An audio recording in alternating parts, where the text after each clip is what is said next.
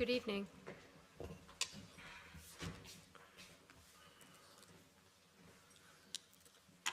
Good evening. Over the next 2 days, the NATO defense ministers from across the alliance will gather here to prepare for the NATO summit in Washington. We will convene a meeting of the NATO-Ukraine Council, and allies will discuss how to ensure predictable support to Ukraine for the long haul. We come together at a critical time for Ukraine and our own security. As we have seen in recent months, delays in the provision of military aid to Ukraine have had consequences on the battlefield. But once again, allies are stepping up their support. I welcome the $60 billion package by the United States and significant commitments by other allies. In recent weeks, Sweden, Spain and Belgium have each pledged more than €1 billion in new support, including 30 F-16 jets and early warning airplanes. Following Germany's offer of an additional Patriot battery, Italy has pledged another SAMP-T, and I expect more to be announced in the coming days and weeks. At this meeting, I expect that ministers will approve a plan for NATO to lead the coordination of security assistance and training to Ukraine. This is a key element for our package for Ukraine at the Washington summit, along with a long-term financial commitment. Since Russia's full-scale invasion in 2022, allies have provided €40 billion in military support to Ukraine each year.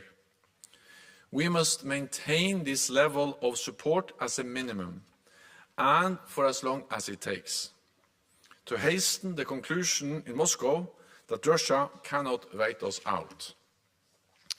We are also looking to our own deterrence and defense, as we should. Since 2014, NATO has implemented the largest reinforcement of our collective defense in a generation. We have put in place comprehensive defense plans, the most comprehensive defense plans since the end of the Cold War. And defense spending is on an upward trajectory across the alliance. At this ministerial, we will make progress on a new defense industrial pledge for leaders to approve at the summit in Washington. This will enable us to scale up military production and send a signal of long-term demand to industry. In addition, we will take decisions to ensure that we have the capabilities to meet the requirements of our own new defense plans. Ministers will also discuss Russia's intensifying campaign of hostile acts across NATO countries, the hallmarks of which are sabotage, acts of violence, cyber attacks, and disinformation. Allies are taking decisive measures, making arrests and launching legal proceedings. Collectively, we are stepping up the protection of critical infrastructure as well as the exchange of information and intelligence. Russia's actions will not stop us from supporting Ukraine. This ministerial will also include a meeting of the Nuclear Planning Group, where allies will discuss the ongoing adaptation of our nuclear capabilities to the current security environment. We have made significant progress in this adaptation. In June, the first F-35 fighter jets were declared ready by the Netherlands for NATO's nuclear mission, and the US is modernizing its nuclear weapons in Europe. As the challenges evolve, NATO's nuclear mission remains the same: to preserve peace, prevent coercion, and deter aggression. So to conclude, at this defense ministerial, we will bolster our support to Ukraine, we will strengthen our defenses, and we will send a strong message of deterrence to our adversaries. And with that, I'm ready to take your questions. Thank you, Secretary General. We'll start with Interfax. Thank you, Farah. News agency Interfax Ukraine, Irina Sommer. Secretary General, we do understand that during summit in Washington, Ukraine cannot expect for the invitation and to become a member. But what alliance can offer to Ukrainians instead, especially to Ukrainians on the front line, that they will understand and to see that this is irreversible? I mean, membership. Thank you. Well, I expect that allies will agree a comprehensive package for Ukraine. That's an agreement on NATO having a leading role in providing and coordinating military support, security assistance and training for Ukraine. This is important, partly because it helps Ukraine to address the immediate needs to defend itself, but also to ensure that NATO is there to help to build a future force, to ensure full interoperability, and therefore also help Ukraine to move towards full NATO membership. So the NATO role in coordinating and providing security assistance and training to Ukraine is both about the immediate needs to defend against Russian aggression, but also help to integrate and to make fully interoperable the Ukrainian forces. Second, I expect the financial pledge to be agreed. This is now something we are addressing here at NATO as we prepare for the upcoming summit in July, and that will also be a long-term commitment. Thirdly, I expect the allies to agree strong language on membership.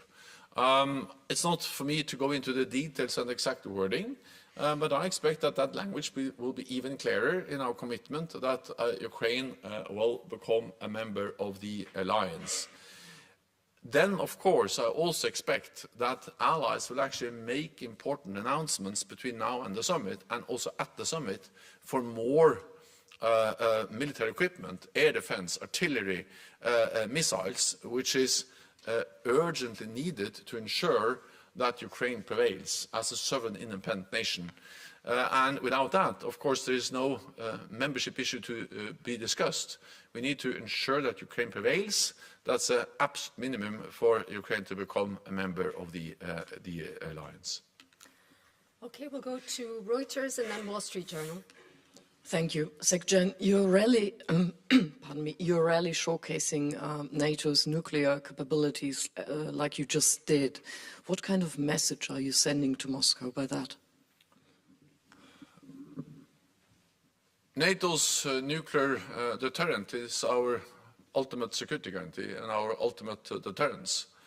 And this is something which is developed over many years, the nuclear sharing arrangements, where the United States has nuclear weapons in Europe, but where allies are providing the planes, the storage, the command and control, the support to make this an effective and secure part of NATO's total deterrence and defense.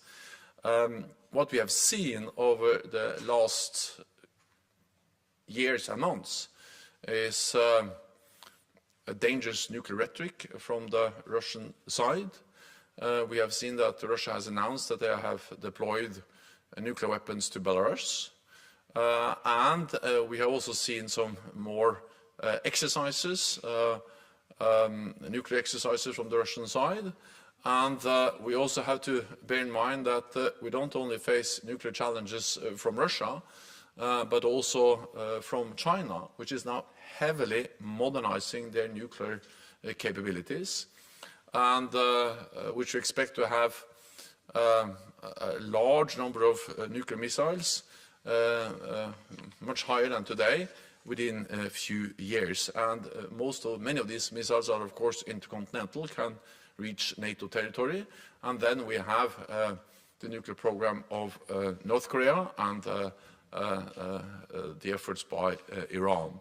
So for all these reasons, we have to be able to clearly communicate that our nuclear deterrent is effective, secure, and reliable, and that's what we are making clear by modernizing, by exercising, and communicating what we do.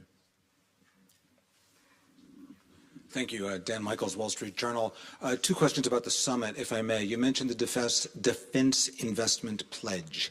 Can you talk a little bit more about that? Because defense contractors have wanted signed contracts so that they can increase their production. Is a pledge something that they can use to do what everyone's been discussing? And then second question, you just mentioned China. Do you expect new language about China in the summit communication? Thank you. The pledge is, of course, an important political document where allies agree how we should work together to strengthen our defense industry. And, of course, NATO has an important and a key role to play, partly to set the capability targets for what allies have to produce, partly to decide how much we are going to invest, the defense investment pledge, spending at least 2% of GDP. But NATO, of course, also play a key role when it comes to setting the standards to ensure that the weapons, the ammunition is fully interoperable and meet the NATO standards. Then it is also important for NATO to ensure that we are reducing barriers for trade and for procurement of defense material, because we need to mobilize the whole base, the strength of our defense industry. And you are right that, of course, at the end of the day, what really matters are signed contracts. We see more of those. The US has announced that they have doubled, for instance, the production of 155 millimeter ammunition, standard ammunition, from 14 to 28,000 per month, and that it will further increase to 100,000 in the near future. This is a significant increase per month, and we see similar numbers from European allies. So this reflects that we're actually doing more together, because NATO is also an important framework to ensure that we have joint procurement, that we are buying things together that will increase the scale, utilize the economy of scale, will reduce the unit cost, and the fact that allies are signing contracts together is a way to also then use the NATO as a platform to ramp up production. So we have more and more examples of defense industry scaling up production based on political decisions in NATO, in allied countries, and also that we are doing more together, and that firm contracts are signed, and the defense investment pledge is a way to ensure that we facilitate and strengthen that message. Thank you. BBC. So there was one more. Okay. Well, I would be careful going into the details of exactly what we are going to say in the communique or the declaration from the summit, but of course China is important.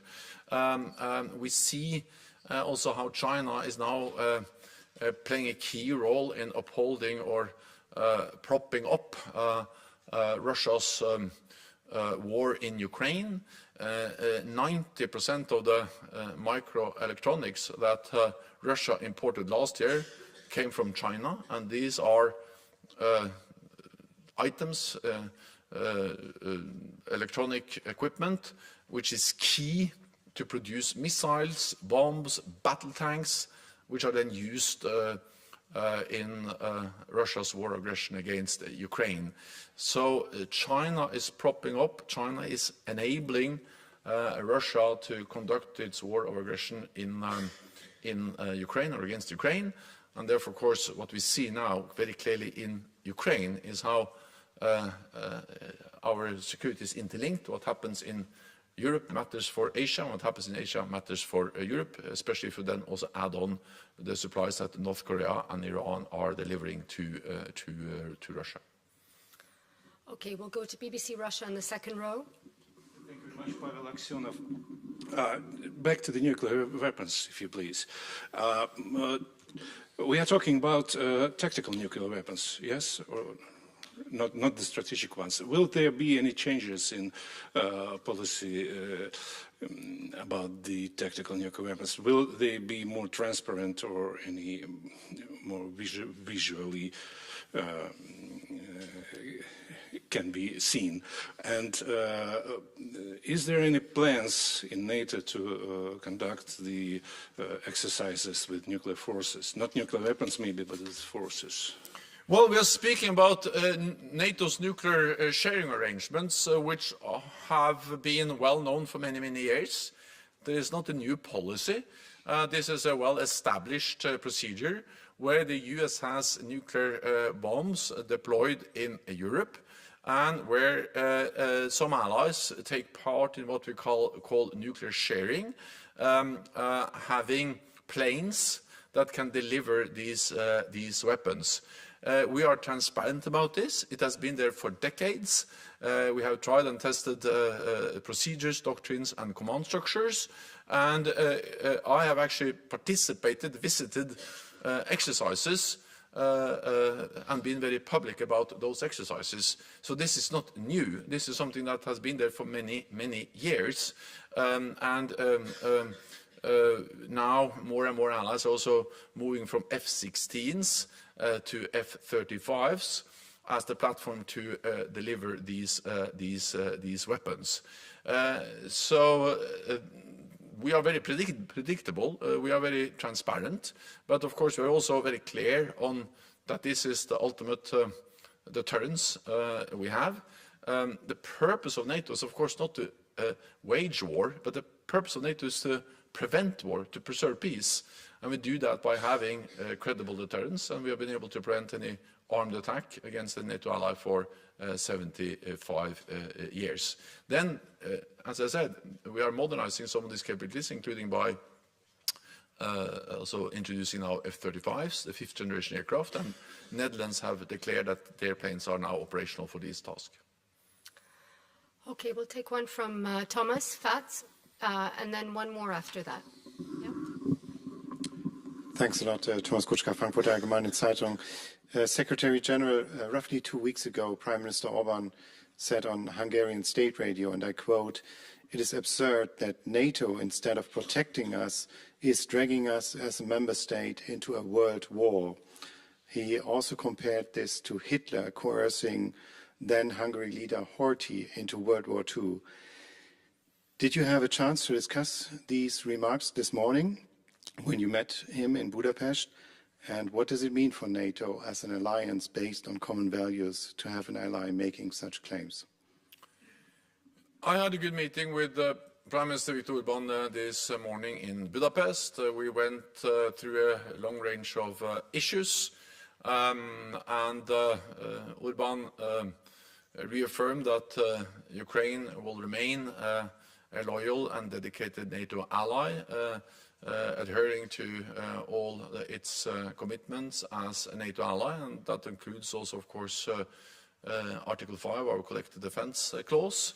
And I also stated clearly that NATO's purpose is peace.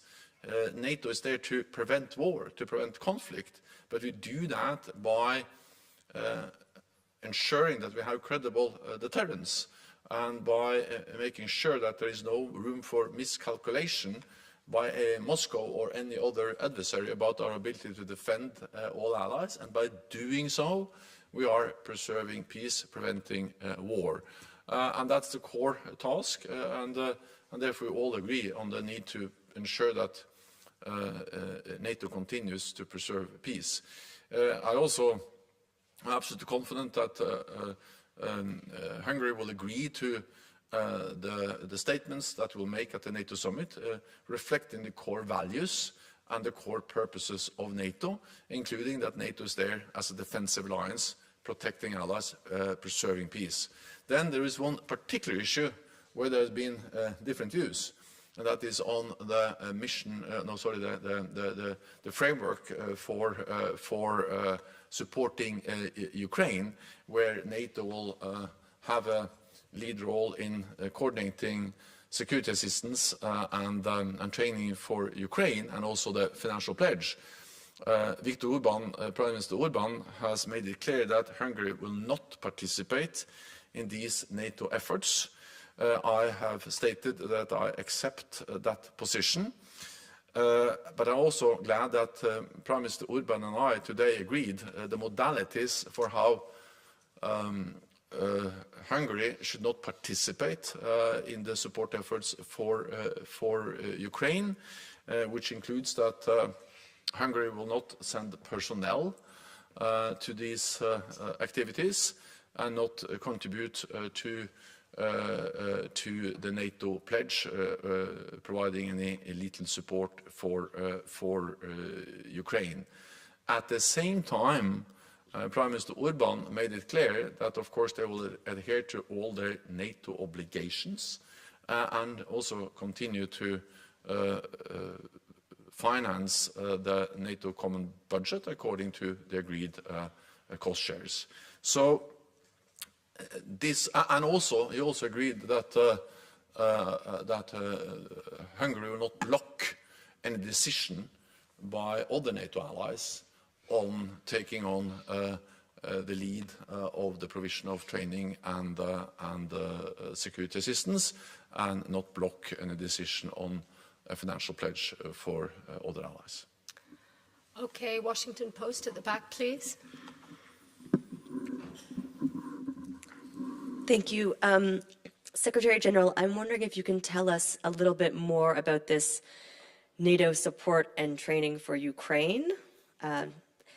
What functions of the Ukraine Defense Contact Group will be subsumed under this new structure, and which functions will not? What will be excluded? And then relatedly, this is talked about within the alliance as Trump-proofing or future-proofing. I'm wondering if you can explain how moving these functions into NATO would prevent a withdrawal of support from a future U.S. president or any other ally for that matter. First, let me say that on Friday, I think we will be able to give you more details because this is a pre-ministerial conference, a press conference. I hope that we'll be able to agree the plan for NATO security assistance and training for Ukraine on Friday, and after that decision, I will expect that I will be able to give you more details. What I can say today is that we now have very broad agreement in NATO, and also the fact that we have found a way to accommodate the concerns expressed by Hungary to ensure that NATO takes a leading role in the coordination of security assistance and training, and also hopefully also before the summit agree a financial pledge. One of the things we are now looking into is, for instance, what is taking place under something called SAGU, the Security Assistance Group for Ukraine, which is mainly based in Wiesbaden, which is actually a quite big organization helping to put together capability packages, different types of weapons or ammunition, with the associated spare parts, maintenance, sustainment, and also coordinate a lot of the training. This is now led by General Cavoli in his capacity as the US commander in Europe. In the future, it will also be led by General Cavoli, but then in his capacity as the NATO commander in Europe, the SACEUR. But of course, the difference is that then will be a joint effort by NATO allies, where we also will use the NATO command structure, NATO common funding, to organize and to facilitate this. And I think this is one example of how we, by using NATO, can have a more robust, more predictable framework, and especially combined with a commitment of spending at least 40 billion euros per year. This will ensure that we have a more long-term, more predictable support for Ukraine. We welcome, of course, ad hoc voluntary contributions. They have made a huge difference. But the longer this war lasts, the more important it is that we have more predictability, more accountability, and also fairer burden sharing. And I think by ensuring NATO a bigger role in this, we can achieve this, because we have, for instance, seen that allies have made announcements, but it has not been delivered. And if we have a NATO role in ensuring more transparency and accountability, we can assume that actually more allies will deliver. We of course appreciate what the United States and other allies have done. It's unprecedented. At the same time, we saw that the United States spent 6 months agreeing a supplemental for Ukraine. We also have seen that some of the promises that European allies have made has not been delivered. If we turn this into not voluntary contributions, but NATO commitments, of course, it will become more robust, it will become more reliable, and for all these reasons, I believe that a stronger NATO role will help Ukraine to get the predictability it needs. Then, just when that, finally say that the purpose of this is to make it possible to end the war. Because the paradox, again, is that now President Putin believes that he can wait us out, and therefore the war continues. When we are able to communicate very clearly and strongly that we are prepared for long haul, for many years, then the likelihood that he will understand that he will not win on the battlefield, but have to sit down and agree a lasting peace, a just peace for Ukraine, will increase. So the longer we are ready to commit, the sooner this war can end.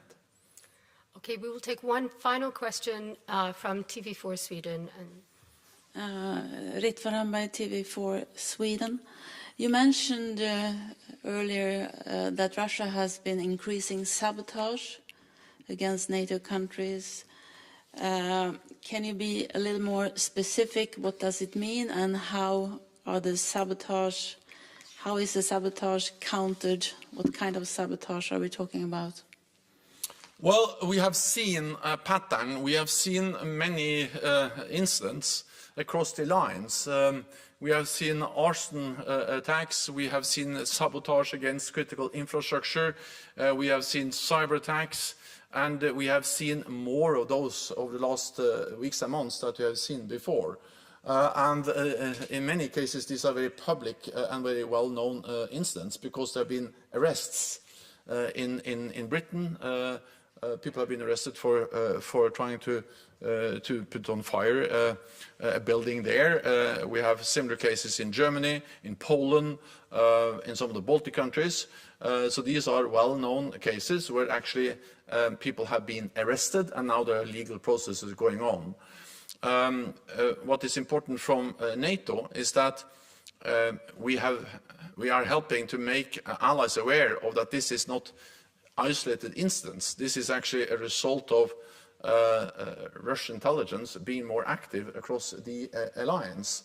Therefore, NATO is increasing awareness. We are sharing information. We are sharing intelligence. Some of these arrests has been made based on intelligence shared by other allies. We are also, of course, stepping up the protection of critical infrastructure. And in particular, we have done a lot now to increase the protection of undersea infrastructure. Then, so we do something collectively as NATO, but of course, what allies do individually is also of critical importance. We have seen police in national security services arresting and starting legal processes in several NATO allies as a result of these attempts to sabotage, put on fire, also cyber attacks across the lines. Okay, thank you all for your time. Thank you, Secretary General. We'll see you tomorrow at the doorstep. Yeah? Thank you.